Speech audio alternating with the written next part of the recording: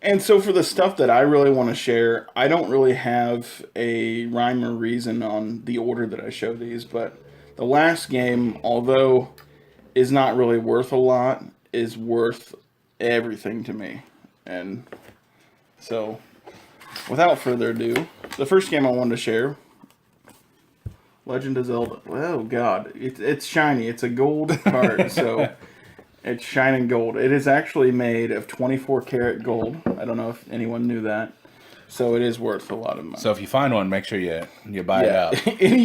if you didn't know, gold carts on NES games are worth the most. And as per the rules of buy sell trade pages, Yes. that's what people believe. It's a gold cart, so it's already worth $30 more than Yeah, at what least at than least what you're willing to $30 pay more. for it. I just wanted to share that because hey, I've actually not I've played that when I was like 5 years old, but of course I was not able to beat it at the time. So that's one of my challenges I've set for myself is soon I'm going to play that and I'm going to finally like sit down seriously and experience it. Also last week, Tom showed some of his stuff from last week that he talked about. Last week I talked about picking that up. Final Fantasy 2?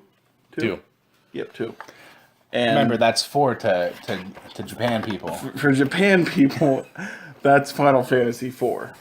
I want to just take a second to speak to the people of Japan. In America, we use numbers, and we had Star Wars. Okay, that's what I'll just say.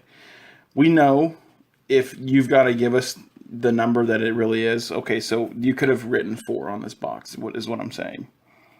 We would understand. It was actually Nintendo of America that made that decision. They don't want to confuse us. I retract my statement. Continuing on. Because I'm not going to say anything about America, because it's like 2 days away from... It's Independence Day weekend. Right. Independence. Power to America. Power to the people. Right? Without pissing you off too much, I just thought I'd come bring this over and show this to you. I have no idea what this game is. I don't know what it is. I think it's called Harvest Moon, right? Yeah. I'm just doing that to make you mad, because...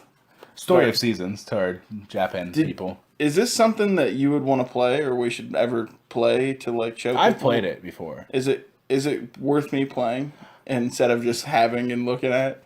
I'd say you could try playing it, but I think personally you'd be bored with it. Okay, all right. You know me, so But it'll play just it. it'll just sit there from now on. Man, I'm sounding like a douche. I did not know this game existed. Okay, there are 2 games here that I'm going to show you, but in one, Magic Trick. I didn't know this compilation existed until a year ago, maybe 2 years ago, pretty close. Like, it's ridiculous. So I owned Super Mario All-Stars, and I owned Super Mario World, but I never owned them together like that. I'd never seen that before until I started collecting stuff. I thought that was pretty cool, and I got it for $3. So it was a pretty good pickup, I think. Yep. That one's more sought after than the other 2 because they're combined. It's Because easier. is it rare compared to the other 2? Or It's more rare. Late in the Super Nintendo's life cycle, they released that with the system. That was the game cool. you got. You know, when you bought it new, you got Super Mario World. That was the launch title. Right. And so, yeah, later on, towards the end... They're like, he get 2 games now if you Yeah. buy one. Okay. Yeah, like you see him do now. Right. I've been looking for this game for forever, and I'm too stubborn to just go on eBay most of the time and pay $80 for it or however much it's worth. $70. I think I've seen that one go for 50 around 50. there, Okay. yeah. Well, I was overshooting it there, but I'm too stubborn to pay $50 for it when I can just download it illegally online. You also have a copy of that on the Wii, don't you? The one you bought? I think so. Yeah, I have a digital copy of it too. So. But I mean, owning it when it's a game that means so much to you, owning it and being able to show it to people and like play it on the cartridge. You know, if you're watching this video, I think you understand by now. You know, there's a sentimental value behind this game to me because Metroid's always meant something. Metroid's always been, I think, what's the term? Metroidvania now?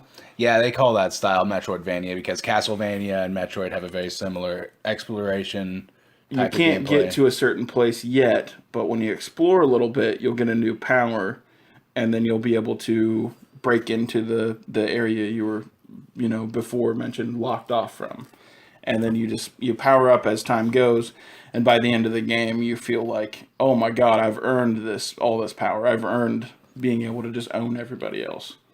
Also tells a great story without any dialogue. I mean, it's a Super Nintendo game, so when else do you get to see a great story unfold without much dialogue? It has like an opening cutscene, kind of has an opening and a explains closing, it, and then the end. Yep. And especially it really opened up. I know it's technically the third game, but that game really opened up a lot of people's eyes to a whole franchise universe of kind of this sci-fi story. It certainly opened my eyes up to it. I got 3 left. I actually have not beaten this game because I've never owned it. I've never had the opportunity to. So this is one that I would really be opening to playing soon and beating because I know it's not that hard. It's a lot of fun. It's the original Kirby. And as Tommy said right before we started recording, he was a little upset that I found it because it says this on it. All games $1. I didn't only pay for $1 for it, but it's pretty funny. I left that on there because I knew that it would get that reaction from him when he saw it. Kirbys Adventure is a lot of fun. We had downloaded it on the Wii at GameStop when I worked there, and so when we had slow time that there wasn't anyone in there, we'd kind of go off the camera and play Kirbys Adventure at GameStop a lot. And so we actually ended up beating the game. I beat the game, I think, in a shift. Yeah. How many worlds are there? Or is it a long game? There's, I want to say 8, but that may just be Mario creeping in. But I want to say there's 8, and then once you fight King DDD, there's another boss after DDD. He's not the final boss of the game? No, and it freaked me out, man. It's scary. Like, that last boss is scary. Really? Yeah. Woo, in a Kirby game? Yeah, you fight like Dracula. Oh my god. Yeah, it's scary. I'm in. Let's do this sometime. So, this game, and this kind of will venture off onto something that I want to bring up later. So you'll see this game here in a minute again. But it's also Turtles, so you'll hear about it a lot. You'll hear from us. Turtles. We love Turtles. If that's not clear, if you don't like Turtles, get out of here. Turtles 2, the arcade game, on the NES. I used to play this with a buddy of mine all the freaking time. Granted, I always played as Donnie, so there's a little bit of a handicap when you play as Donnie. You've got more reach. You're a little bit better, you know. But I feel like the reason I never got to beat the game is because I was always being drugged down by my friend. Which, you know, it's me saying that, so you've got to take it with a grain of salt. Not because it was based on an arcade game meant to get you quarters. No, I mean, it's if you know what you're doing, it's not that hard of a game. It really isn't. You kind of have to learn. You know, when you play a game enough, you can exploit it. Mm-hmm. You got to exploit that game, and once you learn those exploits, you can beat it. So the last game that I wanted to talk about was, like I said, not really worth a lot of money, but worth a lot to me. Came out the year I was born in 1988, I believe. I don't want to be wrong about that. It says 1985 on this. I thought for sure it came out in 1988. But Super Mario Brothers 2. When I was a really little kid, when I was like 2, my uncle, you know, was annoyed with me because I wasn't going to play games because he was playing them. And so he would plug in the second controller port to the NES, and I would think I'd sit in front of the TV and thought I was the one playing. And so I thought I was pretty good at the game when I was a kid. But, of course, it was just him playing. So So that was kind of a nice way of him getting away with like babysitting me, you know, And also getting to play games. and also getting to play games. So that's a move that I've used in my days of babysitting too with my nephew Eli. I do that when we're playing Mario, and recently he's started playing like player 2, and he can play too, but he's been with the newer one on Wii U, Super Mario World Wii U or whatever it's called, and every time we beat a level, Jake, we did it. So he's just as excited as I am, and I'm glad that I can kind of take that role as the uncle that brought my nephew into gaming, even though it's kind of a cheap, dirty tactic way of doing it. It definitely made me love gaming, and this game is forever pretty near and dear to me because it did bring me into gaming. It's what made me love this, and it's kind of what made me, in turn, we're talking today because I played that freaking game when I was a kid. With that being said, there's a lot on Mario 2 we could talk about, and a lot of people hate on it because it's not necessarily, it wasn't a Mario game first. Yeah, it wasn't. Originally, Super Mario 2 in Japan was what we call Lost Levels. They didn't release it over here because they thought it'd be too hard for us. So they went back and found a previous game, which is called the Doki Doki Panic, Right. in Japan, and they just put the family of, I believe they were Middle Eastern descent. I know one of them wears a turban. Yeah. Well, then they're Middle Eastern. Yeah. And they just swapped that family out with the Mario characters. And so then they sent that over to us as Super Mario 2. And that makes sense because there's a lot of weird stuff that you see in that game that you really don't see unless it's a weird reference in a lot of other Mario games. Like the, not the Sniffets, I'm thinking of the RPG name for The Shy Guys. yeah. Shy Guys. The Shy Guys, there's the Snakes.